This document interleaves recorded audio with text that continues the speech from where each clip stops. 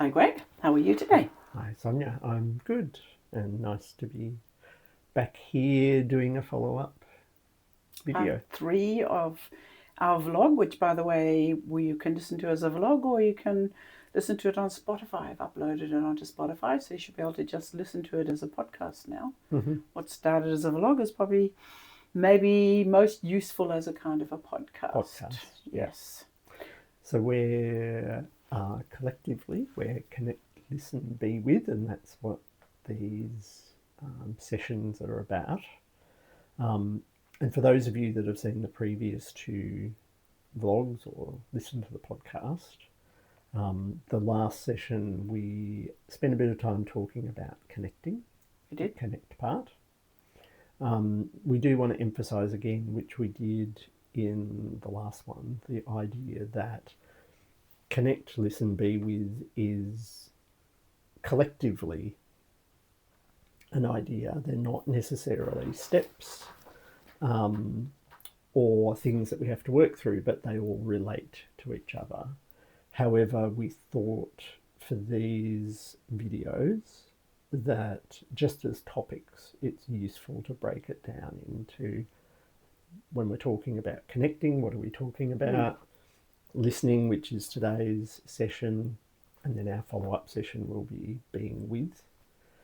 And so you'll notice a bit of crossover, like even today, you might hear us talking in some ways about things that feel familiar from the last session. Yep. But the emphasis here is on the aspect of listening, really. Yeah. Hmm. So I think we have spent a bit of time reflecting on listening, and we thought we would try and unpack aspects of listening. And we're not talking about a particular formula, we're talking about things to be aware of that for us have felt important to identify and to chat about. And I think we also would like to encourage you as listeners today to just, wherever you are, in your car or at home or in front of your computer, to take the opportunity just to sit back and take it in and just see where it lands within yourself. And I think that's important within yourself, because listening is, of course, not just about the words. In fact, words are only a very small percent of communication, as we're aware of. I think I seem to recall the number somewhere between 7 and 15% is actually anything to do with words. And so listening is about a whole body sort of experience or senses. I think you were describing it as being about using all of your senses.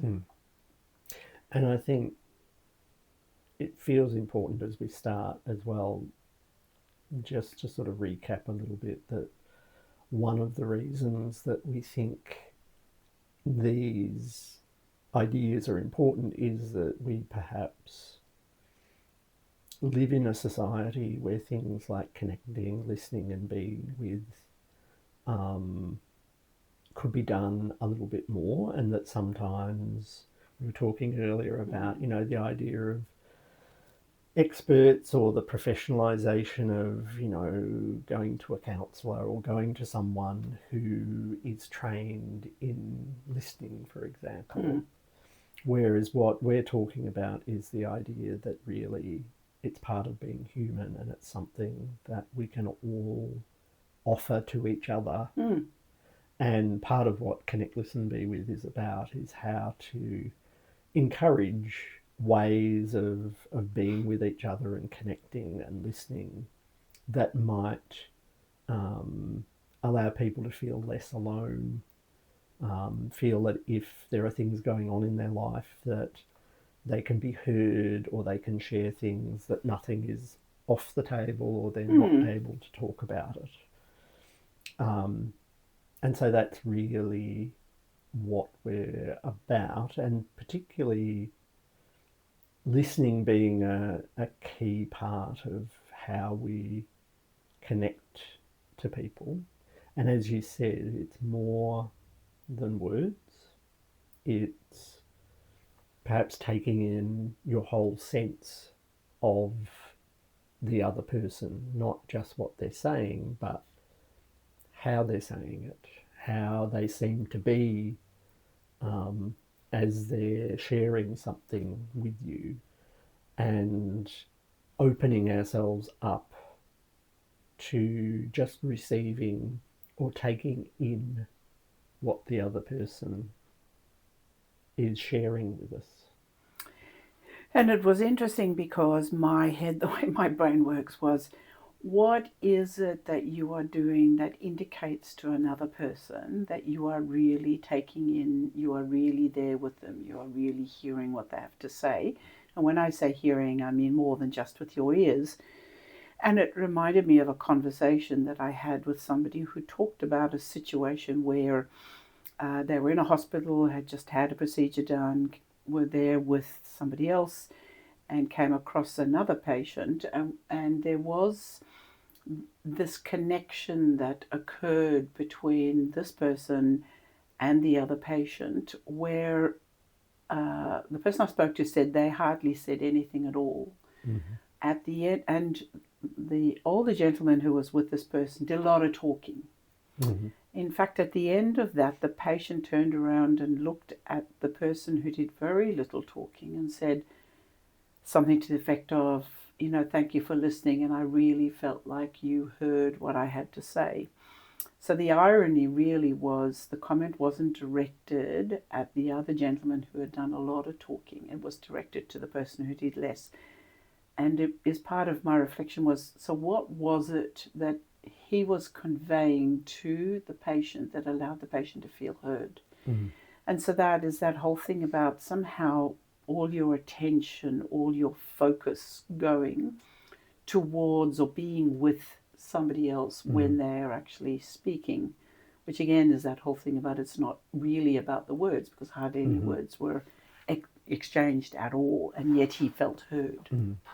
And I think that is important, that just what you were sharing then, I was thinking the importance of, if we're breaking it down a little bit, it is about giving our attention to the other person. And I think I certainly could feel, as you were saying that I can notice, and I imagine people listening or watching might be able to do this as well, that I notice or I feel something a bit different when I'm aware that someone is paying attention or giving their attention to me or what I'm saying or what I'm sharing with them.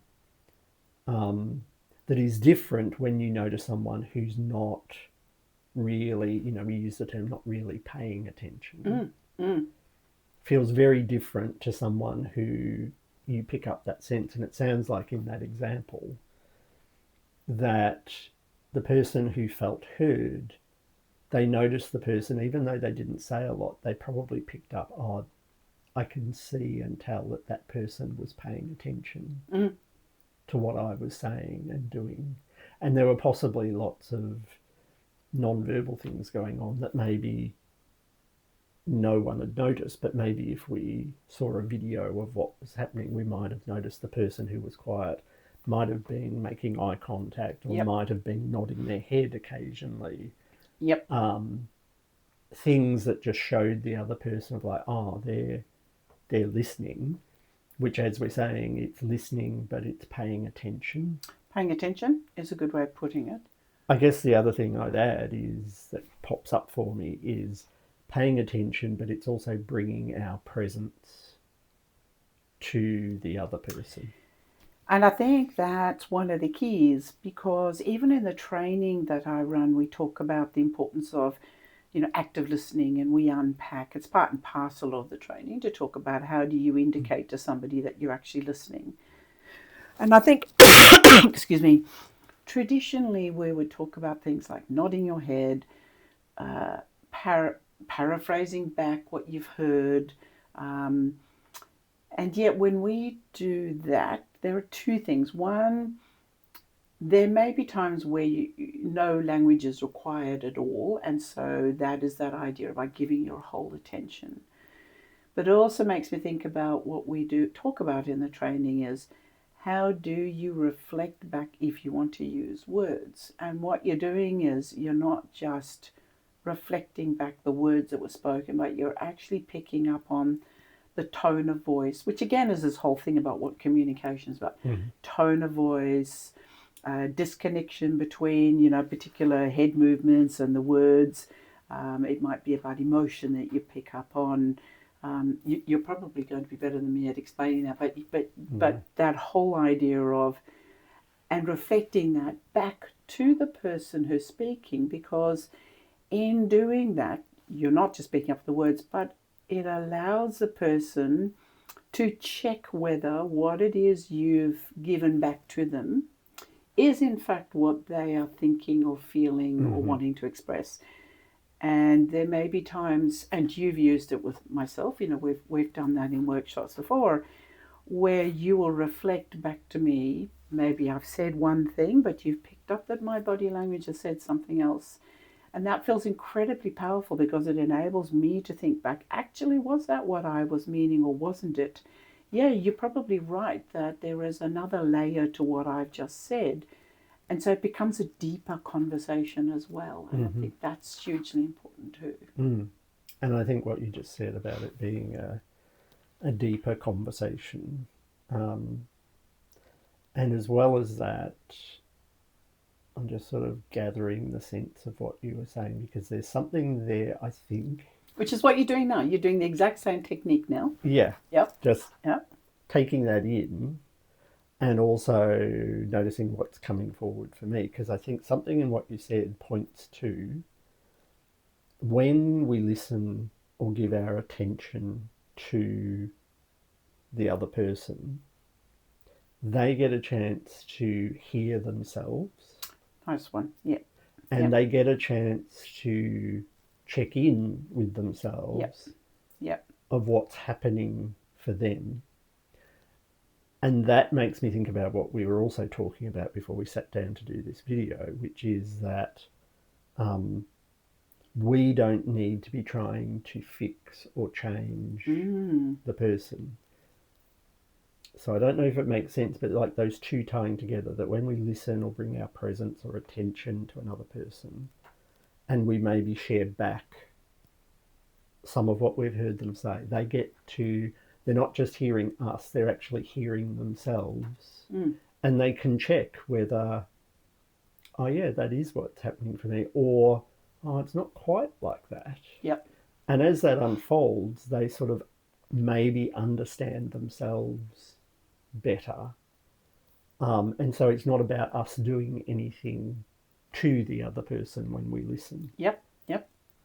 And I think we also spoke about, my thing was, how do you learn to do that? And I think what you said makes sense, that actually is something that we probably all do naturally. So, and part, for me, understanding how that happens naturally is a little bit around, if I'm giving my attention to a conversation, I don't have, I'm not thinking about what I'm going to say next.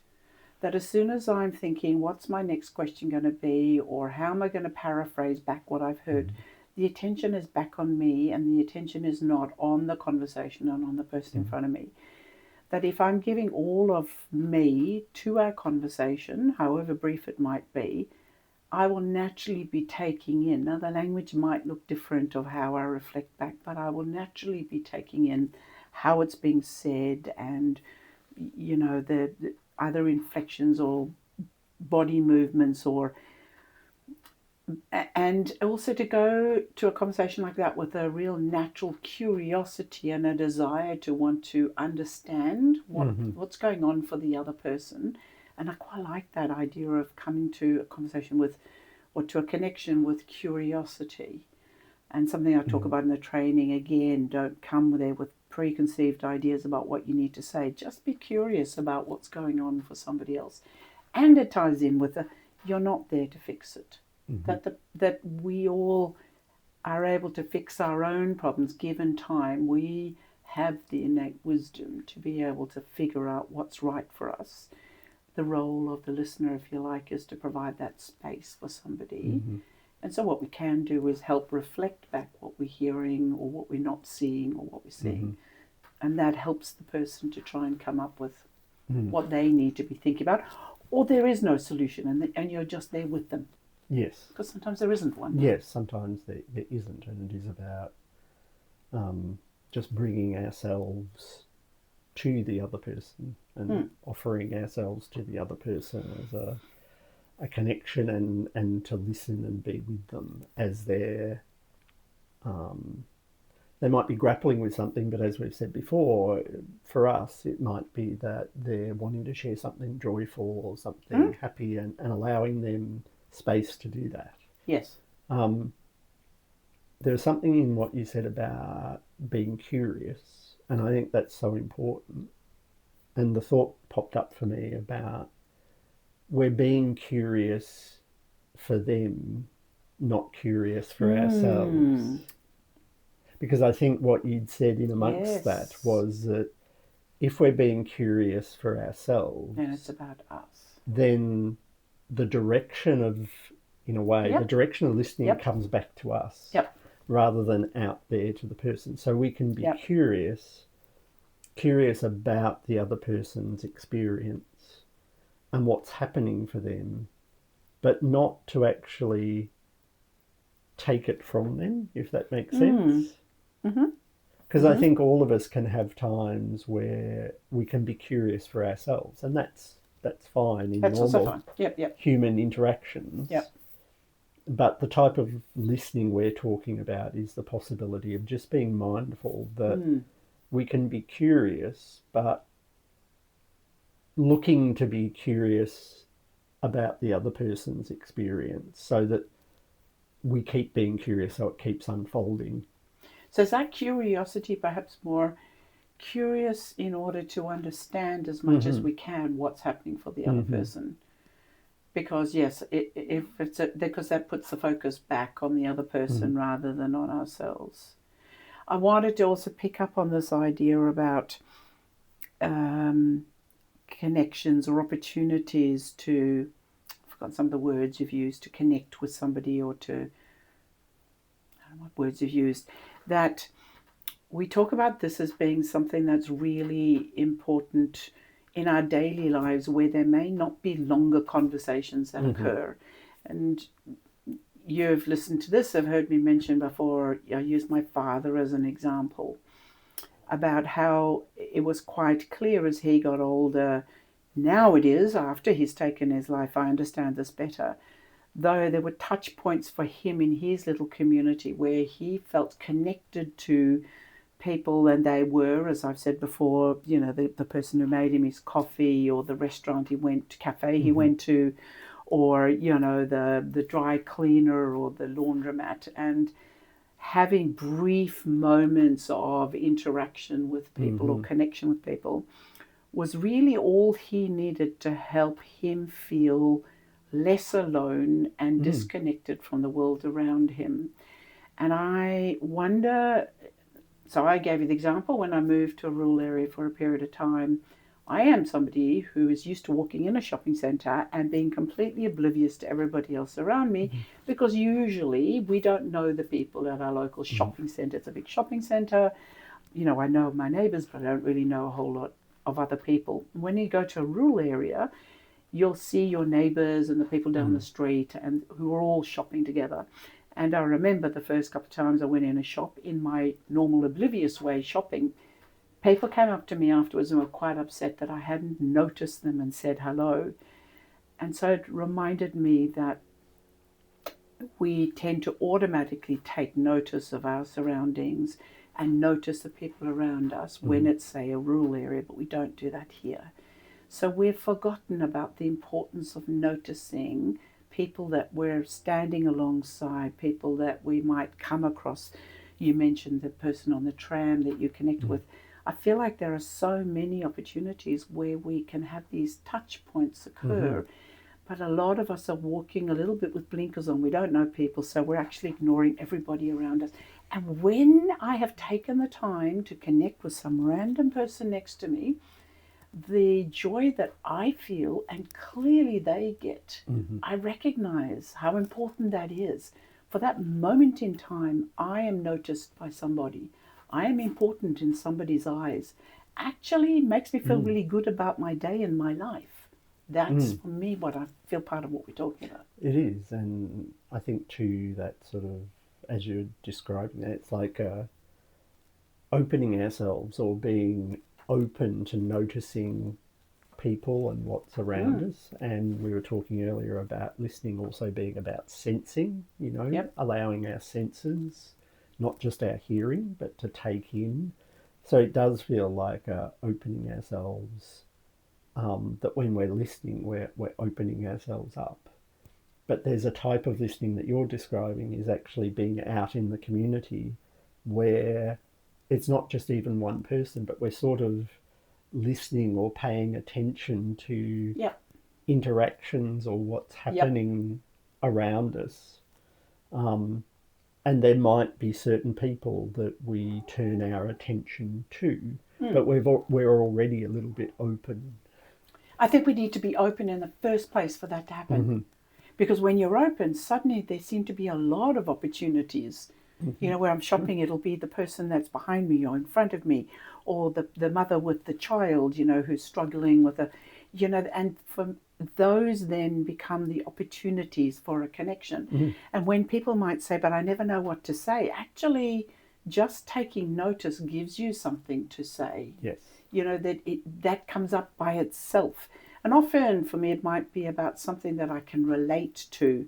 So the mother with the child where I can go, gee, that must be really tough, because I can relate to it. So it's probably true to say that perhaps a lot of it comes from my own experiences, and that's the lens that I'm coming with, or that looks really heavy because, I can see, would you want to put it down, or do you want to jump the queue, or but they feel like the things that can make a difference in our lives when we feel so disconnected from a world around us and we think nobody cares that we're even here or alive or we matter.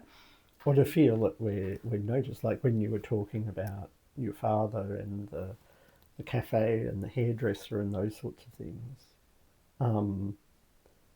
The word that came to mind was hospitality.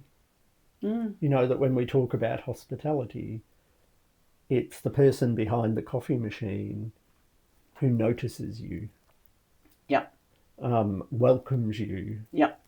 even if they don't say a lot, but even if they look up from over the machine and they know you and they give a smile and a nod. Yeah. It's like you've been, I guess like we're saying, in a way you feel like you've been listened to just at the beginning, in that you've been seen or noticed something about you. And it's often about they remember your coffee. So it's not that they might remember your name, which is great, but they'll be like, oh, you want your cappuccino, don't you? And how many of us don't go, how nice is that I can remember what drink it is that I want? It always makes us feel that little bit of extra special. Yeah. So hospitality is some natural spaces where that can happen. It can be your hairdresser and stuff like that as well.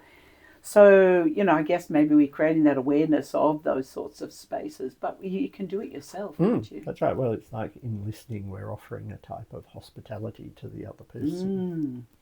I think, like, mindful of the time, and that we'll finish off shortly, but the other thing that I thought we talked about that we'll add in is the sense of, at some level, it's even a type of soul connection, we might say, where it's like one human being to another. Yep. There's a sense of a connection happening, even if it's briefly, at a soul level.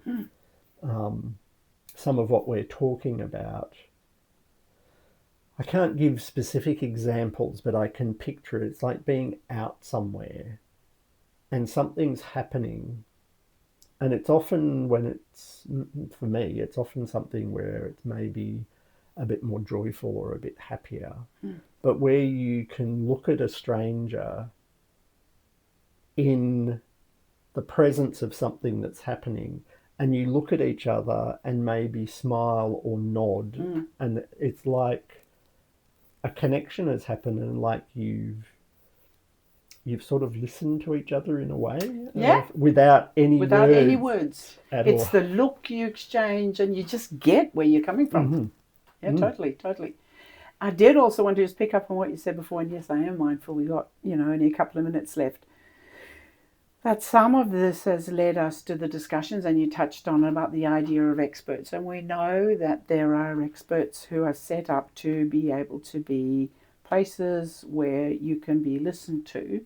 But in general, there's an expectation that they would be there to help fix the problem for us. And I guess what part of all of this here is us moving a bit away from that idea. Not to say there isn't a place. There are still places for specialists in various shapes and forms.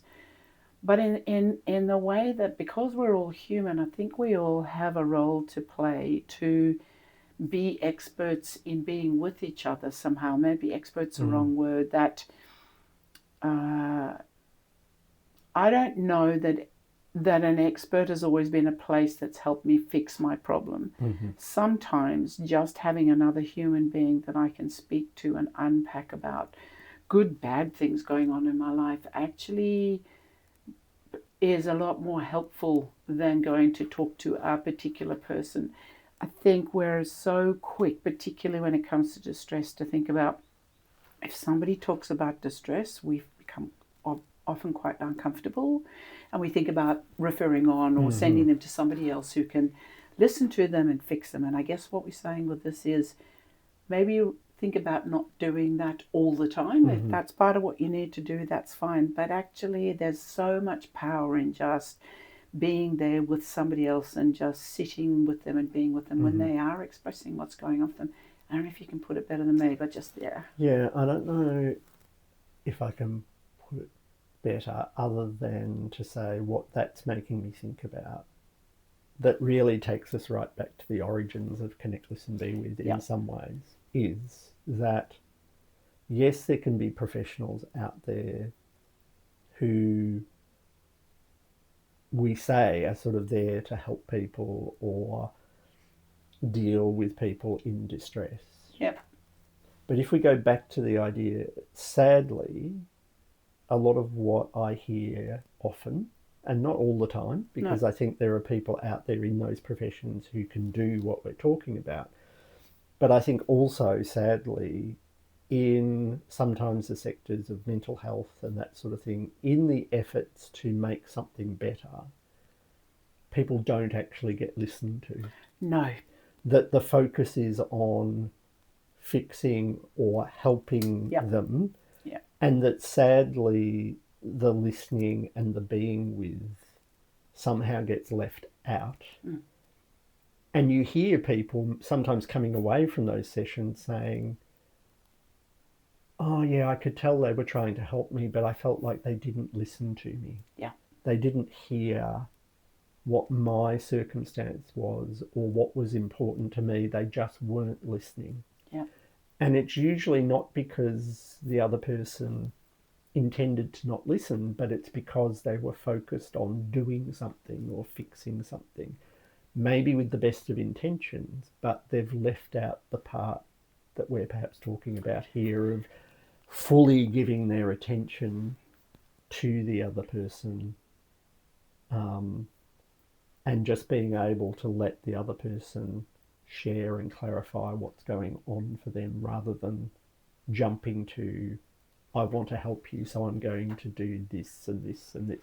And I have such a good example, because with my father, after an attempt, he was linked with the hospital system, he was discharged, and they did follow up in the home visit. And the very first time the team came to meet with him, they went to another room and we were waiting in the lounge. And it wasn't very long afterwards we heard his voice from the other room calling out plaintively, is probably the best way, very upset, I guess, "You're not listening to me. You're not listening to me." And understanding when we spoke to him afterwards that what he was getting from them was exactly what you're talking about. They had a list of what they knew they had to get through or thought they needed to get through in order to help him. They had certain things they needed to ask about, certain assessments that needed to be done. In their view, they were trying to do the right thing. This is how they were listening. My father said to me, I don't want anything to do with them because, and we understood whether it was from that conversation or not, he just needed someone to listen. And actually it was more than just us listening. He needed someone else to be able to hear his story, and there was really nobody else. So I guess that, again, that does tie into why we got involved in a lot of this sort of thing. But that was a really good example. So next week we're going to talk about the last part of Connect, Listen, Be With. We'll talk about being with. Yep. Which again, there'll be all this crossover between what we're talking about. We'd love to ask you if you've got any thoughts or comments. Please email, post. We'd love to get a discussion going, because we'd love to hear what you think. These are our views, and let's have a discussion going in the space here. And even put comments on YouTube or wherever you see this video. We'd love to sort of, like we're talking about, open things up and hear from people. 100%. So thank you, Greg. Thank you. We'll thank you to the people listening. Back again in a couple of weeks' time. All right. Great. Enjoy the rest of your day and week. Yes. Bye. Bye.